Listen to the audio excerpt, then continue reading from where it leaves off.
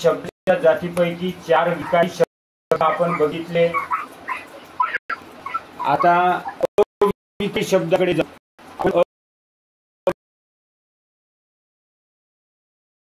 अविकारी जी पहिली जात आहे ती म्हणजे क्रिया विशेषण। कोणती? क्रिया विशेषण। आपण नाम, सर्वनाम, विशेषण आणि क्रियापद हे 4 विकारी जे शब्दाच्या जाती होत्या त्याचे आपण प्रकार बघितले। आज आपण क्रिया विशेषण याविषयी बघणार आहोत। तर या शब्दात जर फोड केली आपण तर क्रिया अधिक विशेषण म्हणजेच क्रियापदाचे विशेषण असं आपण याला म्हणू। क्रियापदाचे आता क्रियापदाचे विशेषण। माईक कोणाचा चालू आहे का? क्रियापदाचे आपण विशेषण त्याला म्हणू। क्रियापद म्हणजे काय हे आपण बघितलेलं आहे। जेव्हा विशेषण म्हणतो आपण विशेषण देखील बघितलेलं आहे। नामाविषयी विशेष माहिती सांगणाऱ्या शब्दाला आपण विशेषण म्हणतो। पण इथं जे विशेषण पाहिलं जाणार आहोत ते क्रियापदाचे विशेषण असणार आहे आणि क्रियापदाविषयी ते माहिती देत असतात। म्हणून याला क्रियापदाचे विशेषण असं देखील म्हणतात। म्हणजे क्रियापदाबद्दल माहिती सांगणारे विकारी शब्द आहेत, म्हणजे अविकारी शब्द। क्रियापदाबद्दल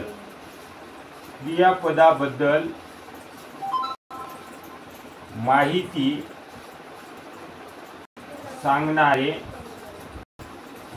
अविकारी शब्द। अविकारी म्हणजे नाही, विकारी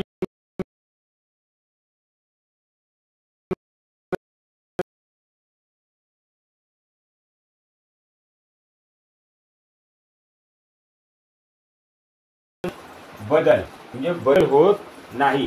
क्रियापदाबद्दल माहिती सांगणारे अविकारी जे शब्द आहे त्याला आपण क्रिया विशेषण असं म्हणतो किंवा त्याला क्रियापदाचे विशेषण असं देखील म्हणतो।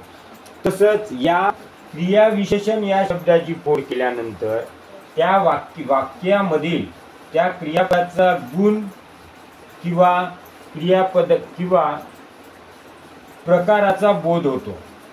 गुणाचा किंवा प्रकाराचा त्यामधून आपल्याला बोध होतो। आपण हे उदाहरणावरून अधिक चांगल्या पद्धतीने आपल्याला समजून येईल। जसं आपण विशेषणामध्ये शिकलो होतो, क्रिया विशेषण हे विकारी असते पण क्रिया विशेषण अव्ययी मात्र अविकारी असते। तर क्रिया विशेषण आणि क्रिया विशेषण अव्ययी हे वेगवेगळं आहे, तर त्यामध्ये गलत करू नये। त्यामुळे आपण अगोदरच इकडे आपण क्रिया विशेषण आणि क्रिया विशेषण अव्यय आणि आज आपण जे शिकत आहोत ते क्रिया विशेषण अव्यय हो। आपण जे शिकत आहोत हे क्रिया विशेषण अव्यय आणि क्रिया विशेषण हे आपण विशेषणामध्ये बघितलेलं आहे। कारण क्रिया विशेषणामध्ये लिंग, वचन, विभक्तीचा लिंग, वचन आणि विभक्ती ह्या 3 कारणामुळे काय होते? बदल होते क्रिया विशेषणामध्ये। परंतु या ठिकाणी क्रिया विशेषण अव्ययामध्ये लिंग, वचन, विभक्तीचा कोणताही परिणाम होत नाही। जसं आपण हे क्रिया विशेषण आहे, हे क्रियापदाचे विशेषण असते।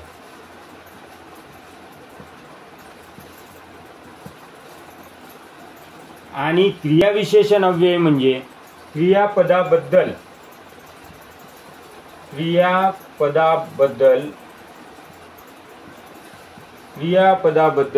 विशेष माहिती सांगणाऱ्या अविकारी शब्दाला अविकारी म्हणजे नाही, त्याच्यात बदल होत नाही। कारण विकारी अव्ययी या शब्दाचा जरी आपण फोड केलं, व्ययी म्हणजे बदल आणि म्हणजे नाही म्हणजे बदल नाही, अव्यय याचाच अर्थ अव्यय म्हणजेच अविकारी, सारखा समान अर्थाचा शब्द आहे. क्रियापदाबद्दल विशेष माहिती सांगणाऱ्या अविकारी शब्दास क्रिया विशेषण अव्यय म्हणतात. आणि हे काय असते? विकारी असते, म्हणजे याच्यामध्ये बदल होते. विकारी म्हणजे बदल होते. आणि या ठिकाणी काय होत नाही? अविकारी असते, बदल होत नाही. अविकारी असते, बदल होत नाही. आता आपण याचं उदाहरण बघू. जसं यामध्ये उदाहरण जर घेतो म्हटलं तर मागं पण आपण विशेषणामध्ये उदाहरण घेतलं होतं. मुलगा चांगला गातो, हे जर आपण उदाहरण घेतलं. आता इथे मुलगा चांगला गातो, या मुलगा हा स्त्रीलिंग म्हणजे पुल्लिंग आहे, यानुसार क्रियापद गातो होतो. परंतु याच्याऐवजी जर लिंग आपण बदल केला, मुलगाच्या ऐवजी आपण मुलगी केलं, मुलगी चांगली गाते, बदल झाला. आणि असं जर बदल होत असेल तर त्याला क्रियाविशेषण म्हणायचं, फक्त क्रियाविशेषण.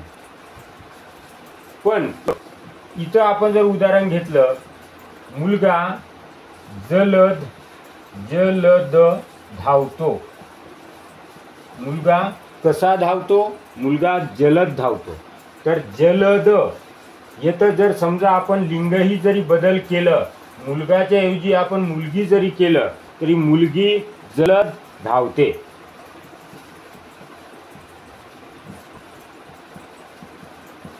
म्हणजे जलद या शब्दामध्ये कोणताही बदल होताना आपल्याला दिसत नाही. आणि जलद हा जो शब्द आहे, हा शब्द या नामाविषयी न येता या क्रियापदाविषयी येत आहे. मुलगा कसा धावतो? तर जलद धावतो, या क्रियापदाविषयी येतात. इथं देखील मुलगा चांगला गातो, मुलगा चांगला गातो. परंतु हा जो चांगला हा जो शब्द आहे, जसं आपण लिंग बदलवत आहोत, मुलगी करत आहोत, त्या मुलगी तर त्या मुलीनुसार म्हणजे स्त्रीलिंगी आपण करत आहोत, तर चांगल्याच्या ऐवजी चांगली हा शब्द आपल्याला वापरावा लागत आहे. लिंग जर जसा बदलला म्हणजे लिंग, वचन आणि विभक्तीचा या क्रियाविशेषणावर परिणाम होतो, बदल होतो. परंतु या क्रियाविशेषण अव्ययामध्ये कोणताही बदल होत नाही. हा फरक क्रियाविशेषण आणि क्रियाविशेषण अव्यय यामध्ये समजून घ्यायचा आहे आपल्याला. तर क्रियाविशेषण आज आपण जे शिकत आहोत ते क्रियाविशेषण अव्यय आहे. आणि शब्दाच्या जातीमधला जो 5वा प्रकार आहे, अविकारी मधला पहिला प्रकार आहे, तो आपण शिकत आहोत. तर हा क्रियाविशेषण आणि क्रियाविशेषण अव्यय यामधला तो फरक आहे, हा तुम्ही आपल्या बुकावर लिहून घ्या. नंतर मग क्रियाविशेषण अव्ययाचे जे काही प्रकार आहेत ते आपण प्रकार बघणार आहोत. ओके. यावर काही जर डाऊट असेल, यामध्ये जर तुम्हाला काही अडचण असेल तर तुम्ही विचारू शकता. ओके.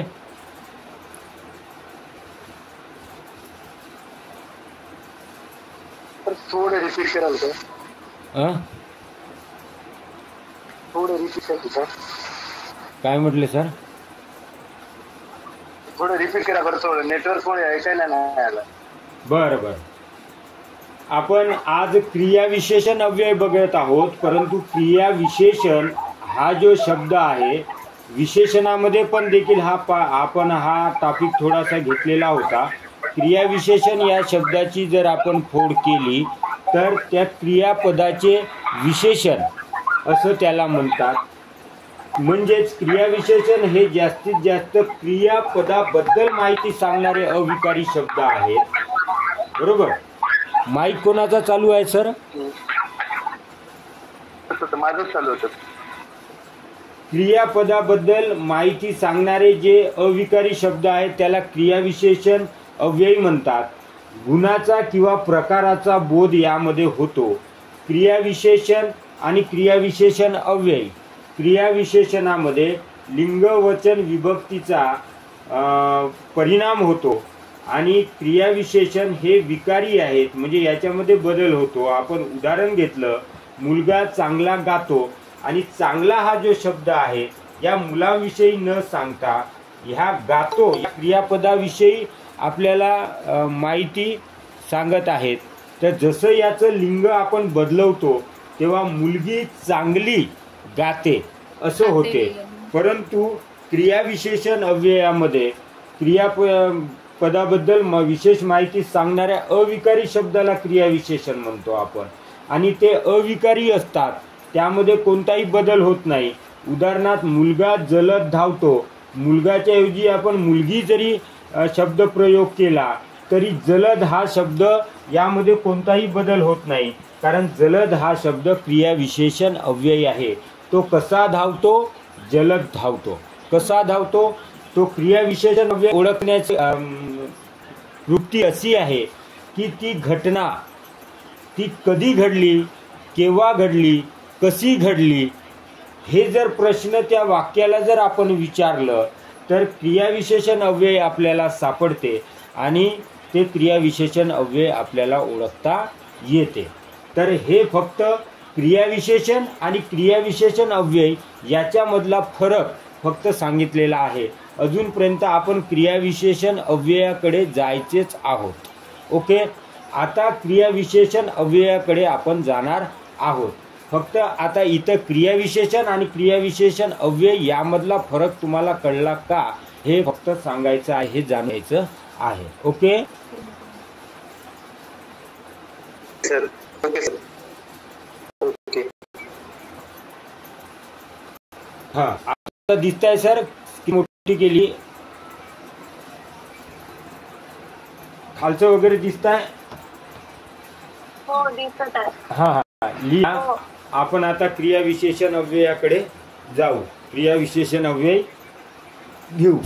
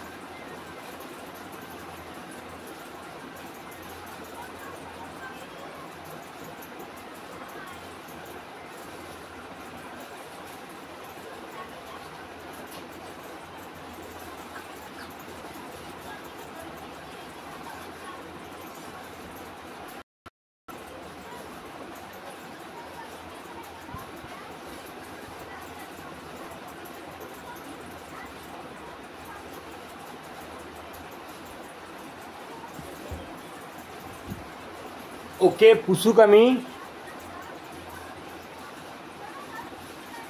हॅलो. हां, मला द्या.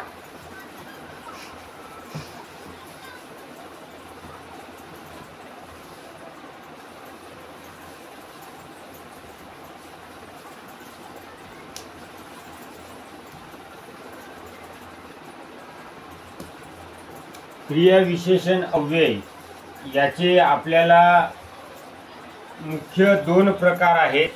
एक अर्थावरून त्याचे प्रकार 6 पडतात.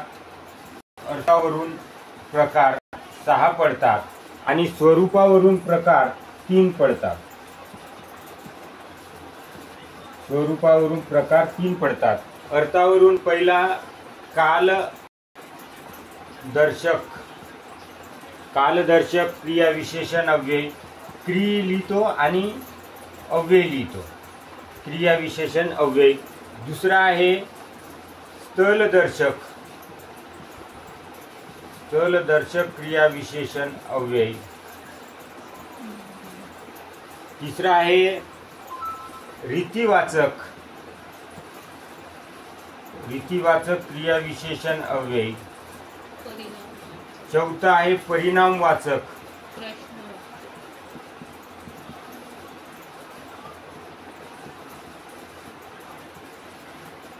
पाचवा आहे प्रश्नार्थक क्रियाविशेषण अव्यय आणि 6वा आहे निषेधार्थक. हा कधी विचारते का परीक्षेत? हो, मी सहसा नाही सांगितलं, हे जास्त विचारते. निषेधार्थक क्रियाविशेषण अव्यय. आणि इकडे स्वरूपावरून जे 3 प्रकार आहेत, एक सिद्ध क्रियाविशेषण अव्यय, दुसरा आहे साधित क्रियाविशेषण अव्यय आणि तिसरा आहे स्थानिक क्रियाविशेषण अव्यय. हे जे क्रियाविशेषण अव्ययाचे जे अर्थावरून 6 प्रकार आणि स्वरूपावरून तीन प्रकार, याच्यापैकी हे जे 3 प्रकार आहेत, या 3 प्रकारावरच प्रश्न आपल्याला अधिकाधिक विचारले गेलेले आहेत. कालदर्शक क्रियाविशेषण अव्यय, स्थलदर्शक क्रियाविशेषण अव्यय, रीतिवाचक क्रियाविशेषण अव्यय. हे 3 चांगल्या पद्धतीने आपल्याला करावं लागणार आहे. हे जर 3 चांगल्या पद्धतीने जर आपण केलो तर क्रियाविशेषण अव्ययाचा प्रश्न जर आला तर आपल्याला चुकता कामा नये. आणि जवळपास परीक्षेमध्ये यावर प्रश्न विचारले गेलेले आहेत. तर हे प्रकार जर झाले असेल तर आपण एक एक प्रकार पाहू. म्हणजे जेव्हा कालदर्शक क्रियाविशेषण जे अव्यय आहे तेव्हा आपण कधी हा प्रश्न आपल्याला विचारायचं, कधी. कालदर्शक क्रियाविशेषण अव्यय जर एखादी दिलं तर मी आता पुण्याला जाणार आहे. मी आता पुण्याला जाणार आहे. मी कधी पुण्याला जाणार आहे? आता. तर मग ते आता हे कालदर्शक होईल. आपण ते एक एक प्रकार आपण बघणार आहोत. स्थलदर्शक म्हणजे ठिकाण. ठिकाणाला आपण प्रश्न विचारत असताना काय विचारतो? कोठे. जर कोठे हा जर प्रश्न विचारला तर आपल्याला स्थळ मिळते, आपल्याला ते ठिकाण मिळते. रीतिवाचक म्हणजे रीत, म्हणजे कसा किंवा कशी. कसा हा प्रश्न विचारला किंवा कशी हा प्रश्न विचारलं तर त्याचं आपल्याला उत्तर मिळते. तर हे जे क्रियावाचक अव्यय आहेत ते आपण एक एक पाहूया. पहिल्यांदा कालदर्शक क्रियाविशेषण अव्यय बघू. त्याचे देखील उपप्रकार आहेत, ते देखील बघणार आहोत. फक्त हे आता सध्या हे क्रियाविशेषण अव्ययाचे अर्थावरून 6 प्रकार आणि स्वरूपावरून 3 प्रकार हे तुम्ही लिहून घ्या.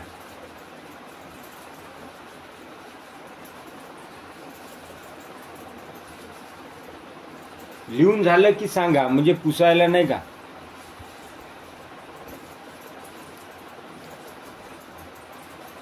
थोडी थंडी लागली.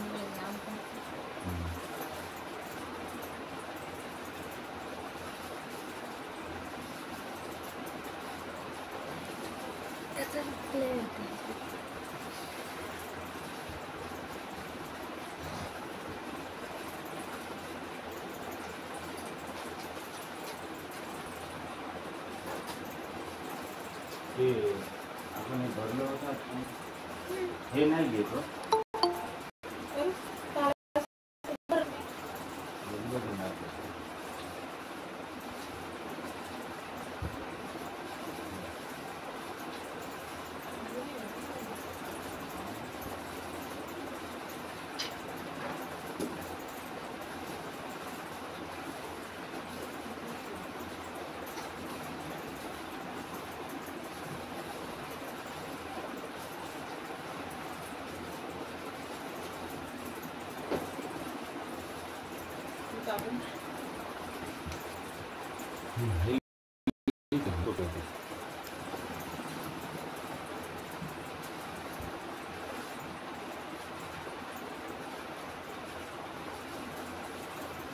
पुसू सर. हो सर. हो. आपण जो पहिला प्रकार आपण बघणार आहोत तो कालदर्शक क्रियाविशेषण अव्यय. काल काल म्हणजे काळ, कालदर्शक क्रियाविशेषण अव्यय. याचे देखील 3 उपप्रकार आहेत. पहिला आहे कालदर्शक. या वरच्या नावाप्रमाणेच कालदर्शक क्रियाविशेषण अव्यय हा पहिला प्रकार. दुसरा प्रकार आहे सातत्यदर्शक.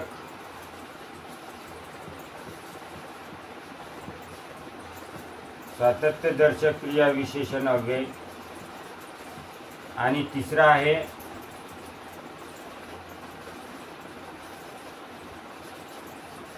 आवृत्तीदर्शक.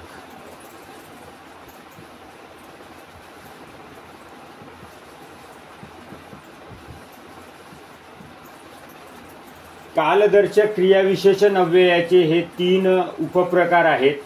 कालदर्शक सातत्य म्हणजे सातत्य नेहमी, आवृत्तीदर्शक म्हणजे पुन्हा पुन्हा. आपण याचं आता एक उदाहरण घेऊ. त्या उदाहरणावरून आपल्याला समजून येईल. मी उद्या पुण्याला जाणार आहे. हे एक वाक्य आहे. मी उद्या पुण्याला जाणार आहे. मी कधी पुण्याला जाणार आहे? मी कधी पुण्याला जाणार आहे? उद्या. उद्या. समजा आता या उद्याच्या ठिकाणी मी आज लिहितो. मी आज पुण्याला जाणार आहे. मी कधी पुण्याला जाणार आहे? आज. मी आत्ता पुण्याला जाणार आहे. मी कधी पुण्याला जाणार आहे? आत्ता. बरोबर. मी सध्या पुण्यात राहत आहे. नाही, मी कधी नाही. मी उद्या पुण्याला जाणार आहे. मी आज पुण्याला जाणार आहे. मी आत्ता पुण्याला जाणार आहे. मी परवा पुण्याला जाणार आहे. मी परवा पुण्याला जाणार आहे. मी नंतर पुण्याला जाणार आहे. मी नंतर पुण्याला जाणार आहे. म्हणजे जेव्हा आपण एखादी वाक्य लिहिल्यानंतर त्या वाक्याला आपण विचारायचं की कधी, हा प्रश्न विचारायचं. जसं आता मी नंतर पुण्याला जाणार आहे.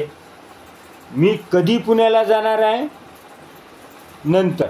मग या ठिकाणी नंतर, उद्या, आज, आत्ता, परवा, हल्ली किंवा आधी असे जे शब्द आहेत, असे हे जे शब्द आहेत ते शब्द आपल्याला क्रियाविशेषण अव्यय म्हणून ओळखतात आणि अव्यय म्हणून आपण ओळखतो. याचा लिंग, वचन किंवा विभक्तीचाही बदल झाला तरी बाकीच्या वाक्यावर काहीही परिणाम होत नाही. याला म्हणायचं कालदर्शक क्रियाविशेषण अव्यय. समजलं का? काल म्हणजेच काळ. काळ म्हणजेच नेमका तो व्यक्ती किंवा आपण कधी जाणार आहोत हे जेव्हा कळते ते म्हणजे कालदर्शक क्रियाविशेषण अव्यय आहे. ओके. ओके का? समजलं? Okay sir. ओके. हा. आता जो दुसरा ब वाला जो आहे सातत्यदर्शक. सातत्य या शब्दाचाच अर्थ काय होते की सतत. जसं मी एक उदाहरण घेतो. मी सतत पुण्याला जात असतो. मी सतत पुण्याला जात असतो. या वाक्यामध्ये क्रियाविशेषण अव्यय कोणतं असं जर आपल्याला विचारलं तर आपण सतत याला आपण अधोरेखित करू, कारण की हे सातत्य दाखवत आहे. याऐवजी आपण दुसराही शब्दप्रयोग येऊ शकते पेपरमध्ये. वाक्य कोणतंही आलं, कोणतंही असलं तरी पण त्यामध्ये जर सातत्यपणा जर दिसला किंवा मी सातत्याच्या ऐवजी नेहमी जर शब्दप्रयोग असला, मी नेहमी पुण्याला जात असतो. नेहमी याचा अर्थ सातत्य दर्शवलेला आहे. मी सदा पुण्याला जात असतो. सदा या शब्दाचा अर्थ नेहमी. सदा कदा नाही म्हणायचं, कारण ते बोलण्याची टोनिंग आहे. मी सदा पुण्याला जात असतो. सदा या शब्दाचा अर्थ नेहमी. मी सदा पुण्याला जात असतो म्हणजेच मी नेहमी पुण्याला जात. नित्य पुण्याला जात. हा, मी नित्य, नियमित, मी नित्य किंवा नियमित, मी नियमित पुण्याला जात असतो. किंवा मी आजकाल येते का? मी नित्य पुण्याला जात असतो. काय म्हणले? आजकाल येते का? आजकाल. मी आजकाल पुण्याला जात असतो. हो. मी आजकाल. हो, आजकाल म्हणजे त्याचा अर्थ सातत्य दर्शकच आहे ना. म्हणजे आजकाल म्हणजे सतत या दृष्टिकोनातूनच असल्यामुळे तो सातत्य दर्शक क्रिया विशेषण अव्ययामध्ये यायला पाहिजे, येईलच. दिवसभर पण येत नाही. ओके, म्हणजे अशा प्रकारचे जे शब्द, ज्या शब्दातून सातत्य दर्शवले जाते ते म्हणजे सातत्य दर्शक. हे पहिलं उदाहरण हे कालदर्शक क्रियाविशेषण अव्ययाचं आहे. दुसरं वालं उदाहरण हे सातत्य दर्शक क्रियाविशेषण अव्ययाचं आहे. ओके, आता जो तिसरा जो प्रकार आहे, मी या आवृत्ती दर्शक क्रियाविशेषण अव्ययाच्या खाली लिहितो, तिथं ते जागा नाही आहे. बरोबर. आता आवृत्ती, आपण हा आवृत्ती दर्शक एक विशेषणाचा प्रकार देखील आपण बघितलेला होता. विशेषण या टॉपिकमध्ये आवृत्ती या शब्दाचाच अर्थ काय होते की आवृत्ती म्हणजे पुन्हा पुन्हा, वारंवार, पुन्हा पुन्हा असा त्याचा अर्थ होतो किंवा वारंवार. बरोबर. जर एखाद्या शब्दाची जर पुन्हा पुन्हा आवृत्ती जर होत असेल तर त्याला आवृत्ती दर्शक क्रियाविशेषण अव्यय म्हणता येते, म्हणायचं आहे. आवृत्ती दर्शक क्रियाविशेषण. तर जसं तो वारंवार आजारी पडतो, त्या वारंवार ऐवजी तुम्ही तो पुन्हा पुन्हा आजारी पडतो असाही शब्दप्रयोग तुम्ही करू शकता. तो वारंवार म्हणजे पुन्हा पुन्हा, तो पुन्हा पुन्हा आजारी पडतो. बरोबर. किंवा तो सालोसाल आजारी पडतो. किंवा शनोशनी सालोसाल याचा अर्थ होते सालोसाल म्हणजे प्रत्येक वर्षी, शनोशनी म्हणजे प्रत्येक क्षणाला, पुन्हा पुन्हा, वारंवार. किंवा दररोज, तो दररोज आजारी पडतो. हे जे काही शब्द आहेत हे शब्द काय दर्शवते? हे शब्द आवृत्ती दर्शवते, म्हणजे पुन्हा पुन्हा दर्शवते. हे शब्द काय दर्शवते? हे कालदर्शक काळ दाखवते. हे शब्द काय दाखवते? हे शब्द आपल्याला सातत्य दाखवते. त्यामुळेच या कालदर्शक हे सर्व, हे जे उपप्रकार आहे हे सर्व कालदर्शक क्रियाविशेषण अव्ययामध्ये मोडते. परंतु आपल्याला कालदर्शक क्रियाविशेषण अव्ययापैकी जर उपप्रकारामधला जर आपल्याला विचारला तरी पण आपल्याला समजला पाहिजे. यासाठी म्हणून आपण याचे उपप्रकार घेतलेले आहेत. आणि सहसा ह्या शब्दाचं म्हणजे कधी, जसं कालदर्शक म्हणलं कधी, आणि याचं सतत म्हणजे कसा या शब्दाने जर प्रश्न आपण विचारलं, मी सतत पुण्याला जात असतो, कसा जात असतो? सतत. नेहमी, सदा, नियमित, नित्य. आणि या ठिकाणी इथं हे जे अव्ययी भाव समासाचे जे काही उदाहरणं आहेत, अव्ययी भाव समास, आपण ज्यावेळेस समास शिकू त्या समासामध्ये जो पहिलं पद प्रधान असते असे ते म्हणजे अव्ययी भाव समास. अव्ययी भाव समासाचे जे उदाहरणं आहेत, जे मराठीमधले उदाहरणं आहेत, सालोसाल, शनोशनी, दारोदारी, दररोज असे जे शब्द आहेत ते आवृत्तीदर्शक क्रियाविशेषण अव्ययामध्ये येत असते. ओके, अशा पद्धतीने हा जो कालदर्शक क्रियाविशेषण अव्यय आहे यामधले जे 3 म्हणजे पहिले अर्थानुसार जे प्रकार आहेत ते 3 प्रकार महत्त्वाचे आहेत. त्यावरूनच आपल्याला प्रश्न विचारलेला असतो. तर कालदर्शक क्रियाविशेषण अव्ययाचे हे 3 प्रकार आहेत. तर तुम्हाला समजलं असेल असं मी गृहीत धरतो. जर नसेल समजलं तर तुम्ही विचारू शकता. मी दररोज गावाला जातो. मी दररोज गावाला जातो ते आवृत्तीदर्शक क्रियाविशेषण अव्यय. दररोज सातत्य नाही होईल का? दररोज हं? काय म्हटले सर? दररोज जातो तर तो सातत्य दर्शक नाही होईल का म्हणतो? नाही नाही नाही, ते दररोज म्हणजे प्रत्येक दिवशी असा त्याचा अर्थ झाला. म्हणजे त्याच्यामध्ये आवृत्ती होत आहे. दररोज येत आहे त्याचा. हां, म्हणजे दररोज या शब्दाचा अर्थ म्हणजे दर म्हणजे प्रत्येक, दर म्हणजे प्रत्येक, आणि रोज म्हणजे प्रत्येक दिवशी. प्रत्येक दिवशी म्हणजे प्रत्येक दिवशी होत आहे म्हणून ते आवृत्ती दर्शक मध्ये येते सर. हां ओके ओके. हां ओके सर. लिहिले नसेल तर लिहून घ्या.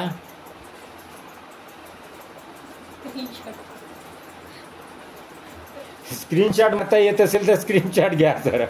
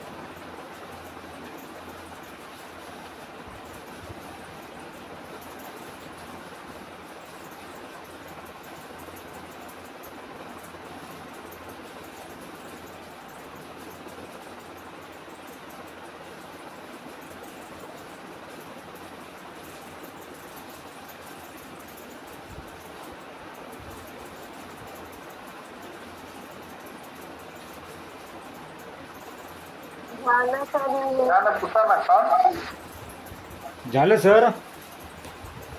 झालं का?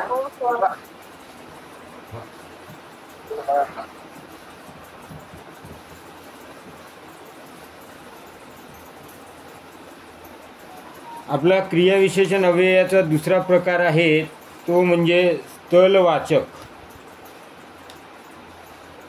स्थलवाचक क्रियाविशेषण अव्यय. स्थलवाचक क्रियाविशेषण अव्यय याचे 2 प्रकार आहेत. एक स्थितीदर्शक आणि गतिदर्शक. स्थितीदर्शक आणि गतिदर्शक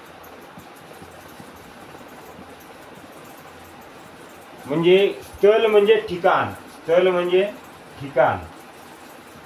तर आपल्याला ठिकाण क्रियाविशेषण अव्ययाचं ठिकाण आपल्याला माहीत करून घ्यायचं आहे. म्हणजे जे कोणतं ठिकाण असेल ते त्याचं उत्तर असणार आहे स्थलवाचक क्रियाविशेषणाचं. तर आपल्याला प्रश्न जे आहे त्या वाक्याला जर आपण कोठे हा जर प्रश्न विचारलो तर आपल्याला त्याची स्थिती किंवा गती आपल्याला दिसून येते. जर ते स्थितीविषयी असेल तर ते स्थितीदर्शक क्रियाविशेषण अव्यय राहील आणि गतिविषयक असेल तर गतिदर्शक क्रियाविशेषण अव्यय असेल. जसं स्थिती म्हणजे इथे, तिथे, जिथे, कोठे, मध्ये, अलीकडे, पलीकडे, मागे, पुढे, जिकडे, तिकडे, सभोवार हे स्थिती दर्शवत आहेत. म्हणजे त्या ठिकाणची स्थिती दर्शवत असल्यामुळे आपल्याला ते स्थितीदर्शक क्रियाविशेषण अव्ययामध्ये जाईल.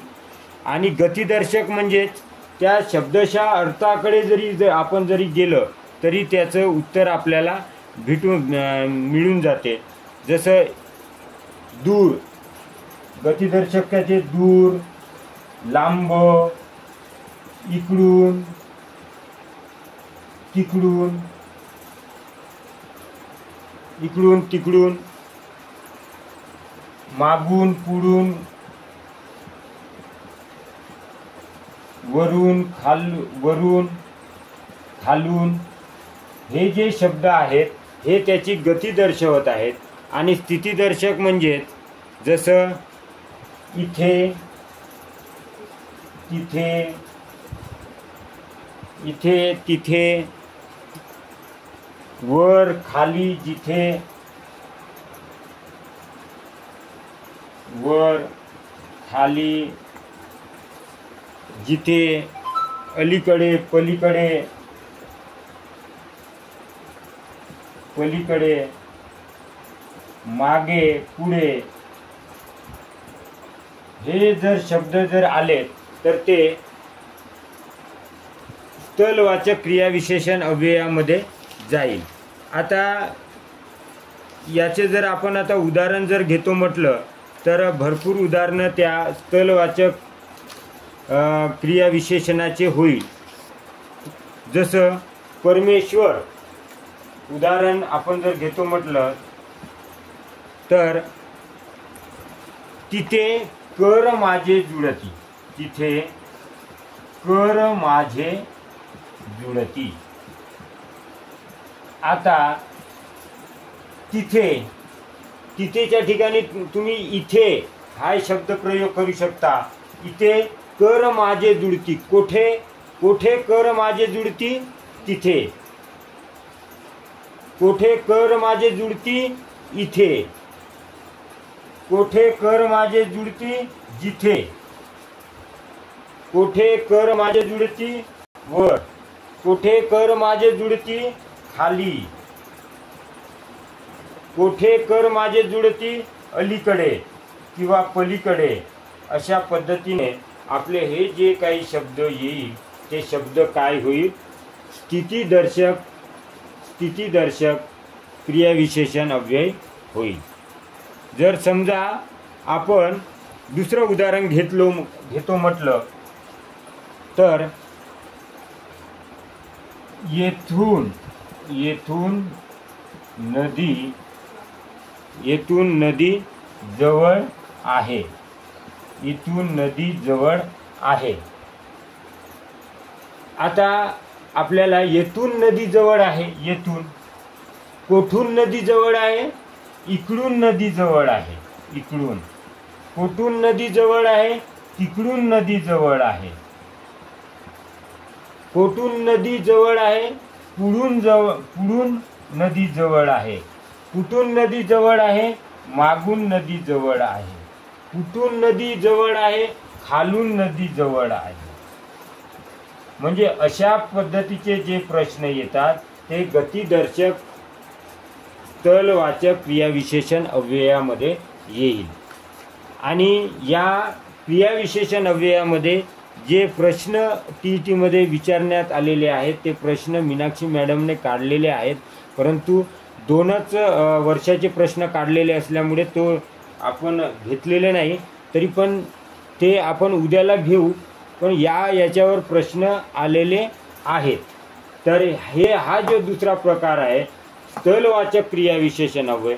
पहिला अगोदरचा बघितला तो कालवाचक क्रियाविशेषण अव्यय. आत्ता जो बघितला तो स्थलवाचक क्रियाविशेषण अव्यय. याचे दोन प्रकार आहेत, एक स्थितीदर्शक आणि दुसरा गतिदर्शक. म्हणजे एक स्थिती दर्शवते तर दुसरा गती दर्शवते.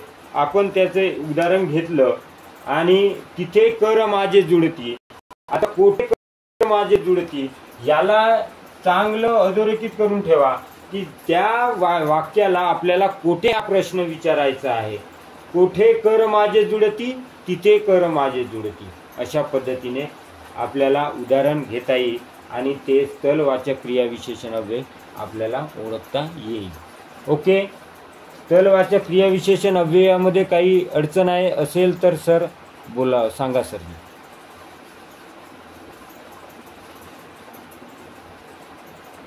नाही सर, नाही समजलं. हा, नाही समजलं का समजलं? समजलं समजलं समजलं. हा, ओके ओके. तर हे पुसायचं का मग का लिहून घेता? झालं लिहिलं. झालं. हा, पुसू मग. हो. हा, ओके.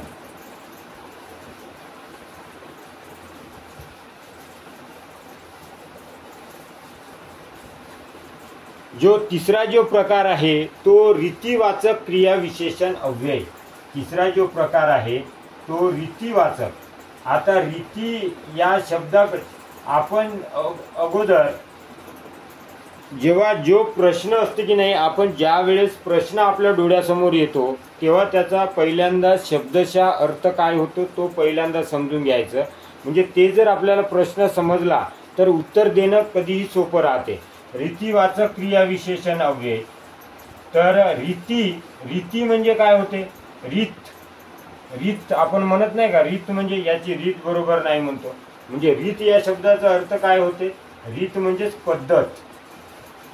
रीत म्हणजे पद्धत आणि रीत म्हणजे पद्धत. तर या उदाहरणावरून आपल्याला जसं कालवाचक क्रियाविशेषण अव्ययामध्ये वाक्याला आपण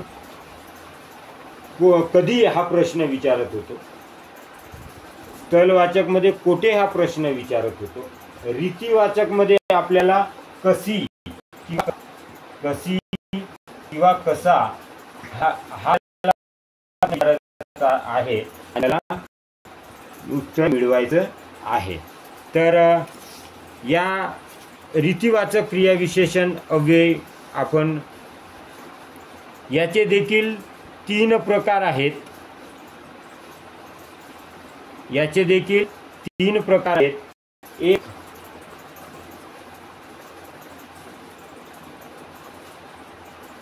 याचे 3 प्रकार आहेत. एक प्रकारदर्शक,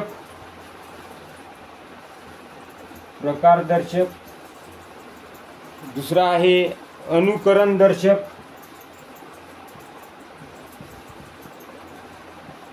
आणि तिसरा आहे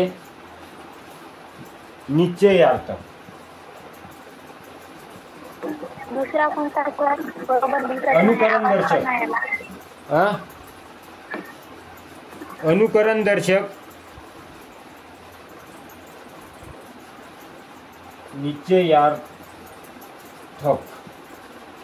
निश्चयार्थक अशा पद्धतीचे. जसं आपण प्रकारदर्शक मध्ये असे तसे जसे असे तसे जसे हे आहे प्रकारदर्शक मध्ये. अनुकरण म्हणजे जसं झटकन, पटकन, टपटप, चमचम, बदाबद हे अनुकरण दर्शक शब्द आहेत. झटकन, पटकन हे शब्द अनुकरण दर्शक आहे. निश्चयार्थक म्हणजे खरोखर, खचित. तर यावरून आपल्याला रीतिवाचक क्रियाविशेषण अव्ययाचे उपप्रकार विचारले जात नाही शक्यतो, परंतु रीतिवाचक क्रियाविशेषण अव्यय मात्र विचारल्या जाते. यामध्ये आपल्याला उत्तर शोधत असताना वाक्याला कसा किंवा कशी हे प्रश्न विचारून आपण रीतिवाचक क्रियाविशेषण अव्ययाकडे जाऊ शकतो. उदाहरण, तो मुलगा उभ्याने पाणी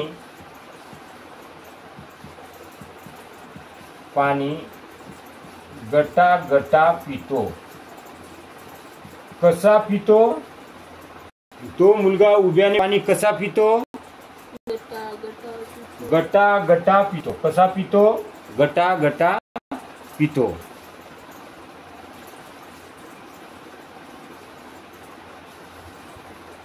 त्या गटा त्याऐवजी दुसरा शब्द प्रयोग वापरता येते. तो मुलगा उभ्याने पाणी पटकन पितो. तो मुलगा पटकन किंवा झटकन.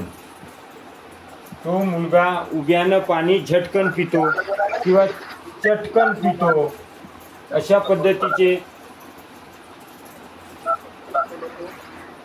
पद्धतीचे जे प्रश्न आहेत, म्हणजे कसा किंवा कशी हा प्रश्न विचारून आपण त्या उत्तरापर्यंत पोहोचू शकतो. याचे फक्त उपप्रकार असे लिहून ठेवा, परंतु ते उपप्रकार विचारले जात नाही. फक्त रीतिवाचक क्रियाविशेषण अव्यय हेच विचारला जातो आणि आपल्याला कसा व कशी, जसं कालदर्शकमध्ये कधी आणि स्थलदर्शकमध्ये कोठे हे जेव्हा प्रश्न विचारतो, तसंच रीतिवाचकमध्ये कसा व कशी याने प्रश्न विचारून त्याचं उत्तर मिळवता येते. ओके. चौथा जो प्रकार आहे तो म्हणजे संख्यावाचक. त्याच्यामध्ये संख्यावाचक किंवा परिमाणवाचक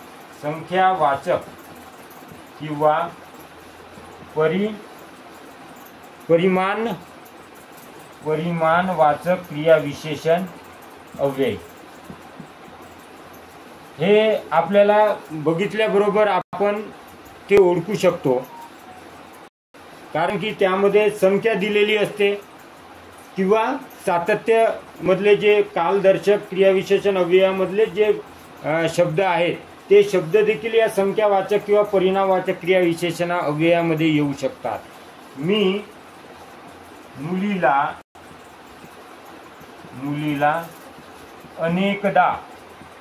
अनेकदा बजावलो.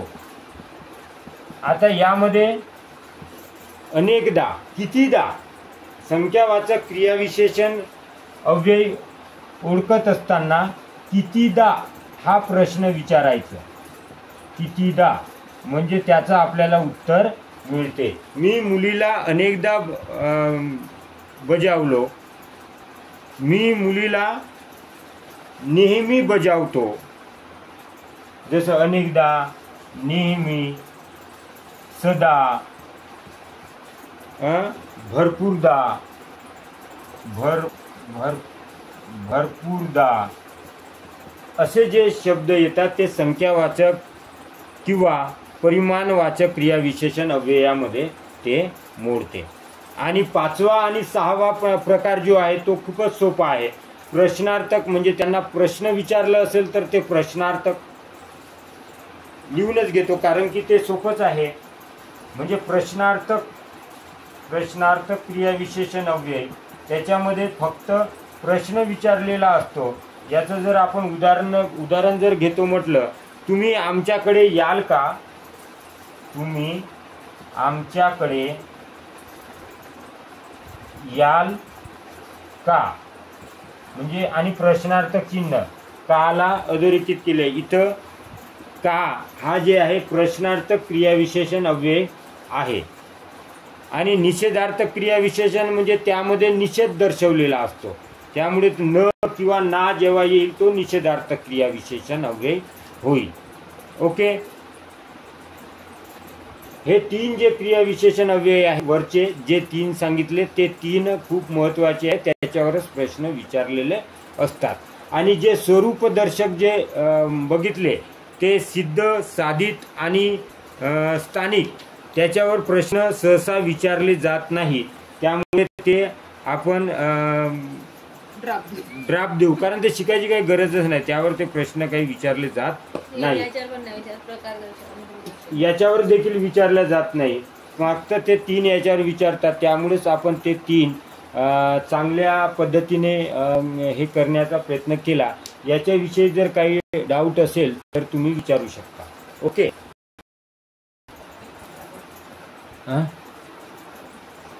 Okay sir. ओके. हां.